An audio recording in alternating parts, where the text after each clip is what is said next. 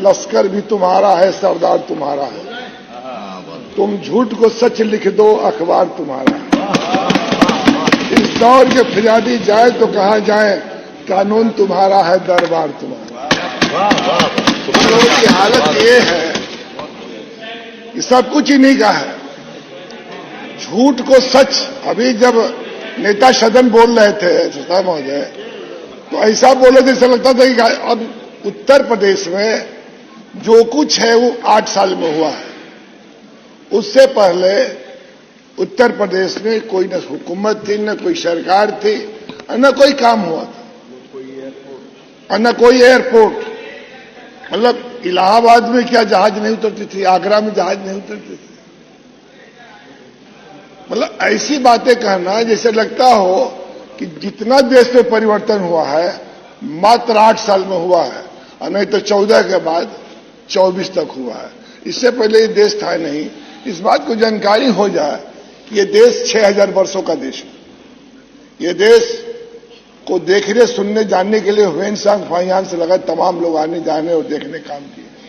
लेकिन जब मैंने बजट पढ़ा, खन्ना साहब ने बहुत अच्छा गिल जुल अच्छा लग रहे हैं, लेकिन मैं कह सकता हूं कि जो ये वित्त मंत्री जी का जो बजट का किताब है, ये झूठ का कुतुब मीनार है। मतलब एक से एक चीज ऐसा रखे हैं। बजट हो गया 8,08,736 करोड़ 6 लाख रुपया। और आप पता कर लीजिए, अभी हमारे नेता विरोधी दल ने रखने का काम किया कि खर्च कहां हुआ है। स्वास्थ्य में पता कर लीजिए 68%। पीडब्ल्यूडी के भी मंत्री थे, चले गए। पिछले साल 9,000 करोड़ रुपया सिलेंडर हुआ था, और इस बार की यह हालत है कि जून से अब तक जो परिव्यय था, इनका खर्च होने का अनुमान मात्र 4,000 करोड़। बजट थी 21,000 करोड़ की और खर्च हुआ 4,000 करोड़। और इनसे पूछा जाए तो विकास की बात, और ने तुम नेता सदन ने कहा हम सबकी विकास चाहते हैं, हम पूरे सदन की विकास चाहते हैं।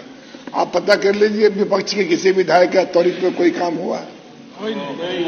पहली बार अधिष्ठाता महोदय, हम लोग पूर्वांचल विकास नीति की स्थापना माननीय मुलायम से इस दुनिया में नहीं है, माननीय चंद्रशेखर जी इस दुनिया में नहीं है, लेकिन उनकी रूह कहीं न कहीं हम लोग को दुआ देती होगी। कैसे कैसे पूर्वांचल विकास नीति और बुंदेलखंड की स्थापना हुई है। उस समय पिछली पहली बार हुआ कि इसको हर साल बजट सेंट्रल गवर्नमेंट देगी, और पहली बार 20 करोड़ रुपया पूर्वांचल के लिए और 10 करोड़ रुपया बुंदेलखंड के लिए ये पैसा मिला। आप पता कर लीजिए, पूर्वांचल में 2 तरह का हो गया, एक स्टेट सेक्टर हो गया, एक जिला योजना हो गया। जिला योजना में तो खर्च हो गया जो दिया गया। स्टेट सेक्टर का पहली बार, पूर्वांचल सबसे पिछड़ा इलाका है, अब तो दिल्ली के नजदीक और एनसीआर के करीब के आप जानती होंगी, पूरब में जनता का दबाव बहुत है। जनसंख्या का दबाव इतना है कि लोग इस बात को कह रहे थे कि उत्तर प्रदेश बिहार का लोग कहां जाता है। अभी मनरेगा पर बहस हो रही थी, आप मनरेगा का पता कर लीजिए। अभी हमारे नेता सदन ने कहा था, और 2 तरह की बात अभी इन्होंने ट्वीट किया था 17 जुलाई 21 को इन्होंने कहा था कि उत्तर प्रदेश का बजट $1 ट्रिलियन हो जाएगी। अब क्या बोल रहे हैं, अभी लेटेस्ट बोले हैं 21 फरवरी 25 को कि 29 तक $1 ट्रिलियन हो जाएगी उत्तर प्रदेश में। मतलब जो आप बोल रहे हो, जब पहली बार बोले तो किस मुंह से बोले थे, और दूसरी बार बोल रहे तो किस मुंह से बोल रहे, समझ में नहीं आ रहा। मुंह से बोल रहे कि कहीं और से बोल रहा। कम से कम इस बात को बोलना चाहिए, बोलने से पहले आदमी को गंभीर। ये बहुत बड़ा पद है, इस विधानसभा से पता न कितने देश के आजादी के लड़ाई से लगायत इमरजेंसी के दौर से लगायत देश के प्रधानमंत्री, रक्षा मंत्री से लगायत क्या क्या नहीं दिए। जिस बात को आज बहस कर रहे थे कि माननीय मुलायम सिंह यादव जी को नेता विरोधी दल थे माननीय अटल बिहारी वाजपेयी जी ने, और देश के पहला इकलौता रक्षा मंत्री थे जो सुखोई के लिए जो सिग्नेचर हुआ रसिया में, तो आने के बाद अटल जी ने कहा था कि मुलायम सिंह जी आपको बधाई, और पूरा सदन पक्ष और विपक्ष आपको बधाई दे रहा है कि आपने जो समझौता किया इतना पाक साफ किया कि देश उसको आपके लिए सलाम कर रहा है। और उनके बारे में कहा जा रहा है तो नहीं बोलना चाहिए। एक बुजुर्ग आदमी क्या राय दे सकता है? एक बुजुर्ग आदमी वही राय देगा जो उसके समझ में आएगी कि हम घर के मुखिया, घर के अगुआ हैं, घर के मालिक हैं, अपने लोगों के बीच में बैठकर कहीं ना कहीं अच्छी बात बोलने का काम करें। हम तो एक बात कहेंगे अध्यक्ष महोदय, इस देश का दुर्भाग्य चल रहा है कि इस देश को 4 लोग चला रहे हैं, 2 बेचने में लगा है, 2 खरीदने में लगा है। माननीय सदस्य, अब आपका समय खत्म हो रहा है, 7 मिनट हो गए। 7 मिनट बोला है। ये रख रहा हूं, पहला रख रहा हूं, और हमारी तरफ से बजट पर पहला है। पहला मैंने कहा कि ये तो यही बोलेंगे ना, पहले 4 लोग चला रहे हैं। अब पता के लिए क्या नहीं बेचा है, सब कुछ बिक गया, रेलवे बिक गया, एयरपोर्ट बिक गया, जेल बिक गया, गेल बिक गया, बिजली बिक गया, सेल बिक गया, कोई बचा ही नहीं। जो लाल किला बेच दिया, LIC बेच दिया, कुछ बचा ही नहीं। जो जो मिलेगा सब बेच देंगे। उनका बस नहीं चलना है तो लोकसभा विधानसभा बेच, इनका यदि बस चले तो ये चाहेंगे कि लोकसभा और विधानसभा भी बेच दे। आप पता कर लीजिए जिस बजट की बात हो रही है कि यहां हो क्या रहा है। खुल्लम खुल्ला मतलब इस देश में एक लूट मची है। आदमी गजनी गोरी तैमूर लंग का नाम ले रहा है, गलत ले रहा है। इस समय जो दिल्ली में बैठने वाले लोग हैं, दोनों हाथ पैर सबसे लूट रहे हैं। और उत्तर प्रदेश को हमें वोटों का चरागाह बना दिए। हम कुंभ की बात हो रही थी, जिस दिन घटना हुई छठा मध्य में खुद था। मैं 12:30-1 बजे तक जिस तरह भीड़ जा रही थी, नेता सदन रहते तो मैं कहता कि टेक्नोलॉजी के मामले में हमें आपको उतनी जानकारी है जितनी होनी चाहिए, लेकिन जो टेक्नोलॉजी वाले कुंभ के बारे में मेरा कोई इपर डू दैट नहीं है, लेकिन एक धार्मिक प्रयोजन था। अब इनको कौन राय दिया था? अभी नेता सदन ने कहा है कि ये कुंभ मेरा नहीं सबका है, किसी पार्टी का नहीं, ये धार्मिक मेला था। इसमें कौन कहा था, कौन डॉक्टर राय दिया था कि चले जाइए देश भर के, दुनिया भर के जितने अम्बेसडर, चीफ मिनिस्टर उनको बुला लाइए, कि रोज जाम मुगल सराय से राजघाट और काशी आने के लिए आज भी जाम है। आप पता कर लीजिए कि कितना जाम है।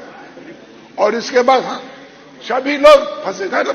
हम पूरब के लोग हैं, 4 स्टेट आपने प्रचार तो कर दिया कि हम विश्वव्यापी महाकुंभ बनाने जा रहे हैं। पहले कुंभ था और अर्धकुंभ था, अर्धकुंभ को कुंभ बना दिए। ये तो बाड़ी के सौदागर है साहब। मैं कह सकता हूं थोड़ा अन्यथा न ले तो बाड़ी के तस्कर है लोग। ऐसी सुंदर बात बोलते हैं। अब अभी ये कह रहे हैं नलकल जलकल योजना। हमारे यहां देश के सबसे बड़े बड़े आबादी के गांव हैं। एक गांव में 25,000 वोट है, मेरे गांव में 15,000 वोट है, बगल के गांव में 26,000 वोट है। बड़े बड़े गांव हैं। हमारे मोहम्मदाबाद के विधायक बैठे हैं, पता कर लीजिए।